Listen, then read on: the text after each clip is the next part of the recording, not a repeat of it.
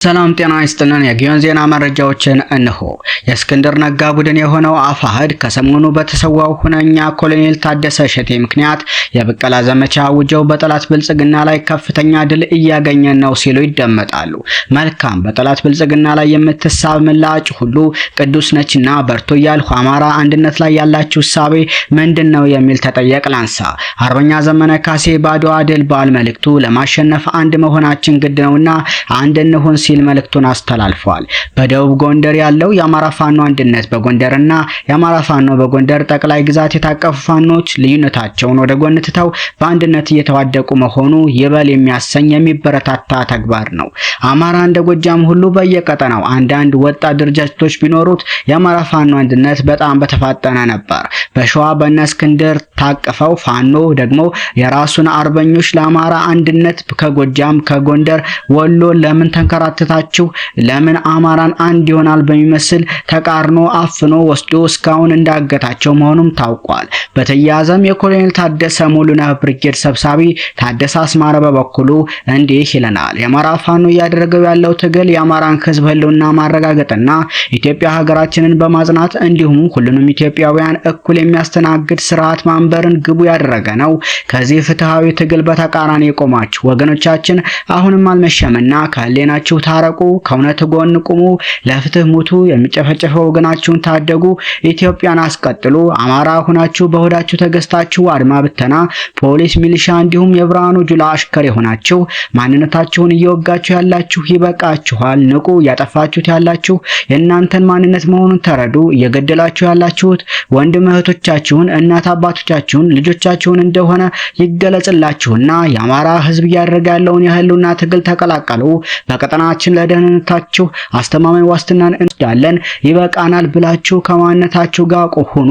የቀድሞ የመከላከያ ሰራዊት ያሁኑ የአብይ አህመድ የብርሃኑ ጁላ አሽከር ሆነው ጨፍጫፊ ኃይል አባል ሆናችሁ የምታገለግሉ የኦሮሞ፣ የደቡብ፣ የትግራይ፣ የሶማሌ፣ የአፋር፣ የጋምቤላ፣ የቤንሻንጉል የሌሎች ብሔር ተወላጅ ወንድሞቻችን እኛ የምናደርገው የህልውና ተጋድሎ ትግል ስርዓት ወለድ የዘር ማጥፋት ትዕዛዝ ነገም በእናንተ እንዲደርስ ታቅዶ የተዘረጋ ነውና አሁኑኑ በትብብር አስወግደን ለሀገራችን ኢትዮጵያ ጓዳዋ ለወንድማማቾች ምቹ እንዲሆን እንተባበር።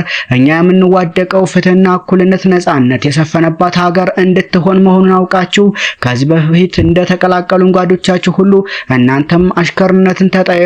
ለኢትዮጵያዊነት አትመጥን በቃ በሉትና ኑ።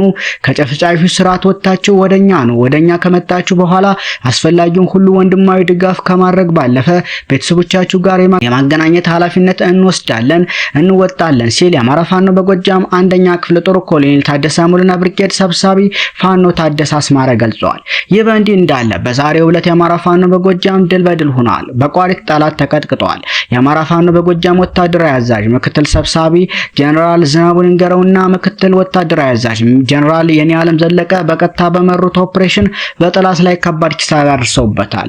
ቋሪትን ለመያዝ ባዴትና በጅጋ እንዲገባ ግዳጅ የተሰጠው የአገዛዙ ዙፋን ጠባቂ ሰራዊት ያልጠበቀው ከባድ ኪሳራ ደርሶበታል። የአማራ ፋኖ በጎጃም አምስተኛ ክፍለ ጦር አንድ አካል የሆነው ወርቅ አባይ ብርጌድ በትናንትናው ዕለት ከሌሊቱ 4 ሰዓት አንበር ከምትባለዋ የገጠር ቀበሌ 30 በላይ ሞትና ቁጥሩ የማይታወቅ ቁስለኛ ሲሆን ከዚህ ውስጥም 5 ባንዳ ሚኒሻ ናቸው።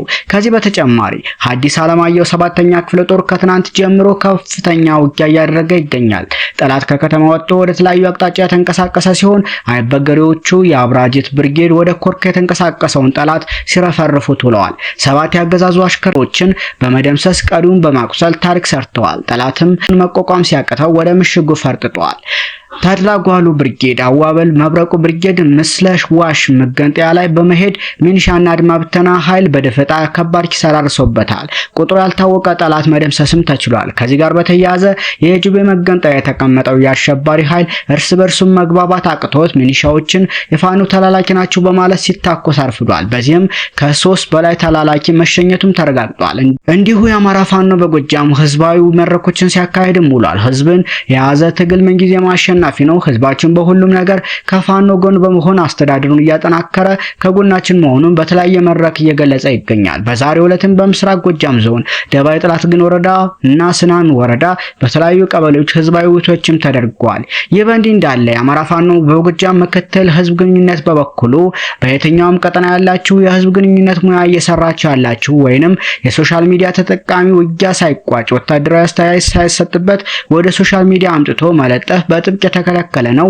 የተለያየ መረጃ ወይም አስተያየት ያላችሁ አካላችሁ ለሚመለከተው አካል በውስጥ መስመር ማድረስ ትችላላችሁ። እየመራ ነው ያለነው ትግል መዋቅር ያለው በየዘርፉ የሚናበብ እስከሆነ ድረስ ቅድሚያ የሚወጡ መረጃዎች ከወገን ይልቅስ ለጠላት ግባት ሊሆኑ ስለሚችሉ ኃላፊነት ተሰምቶ ልንሰራ ይገባል ሲል ስቲበል አለሙ ገልጿል። ሰሞነኛ መረጃዎች እነኚህ ምን ይመስሉ ነበር?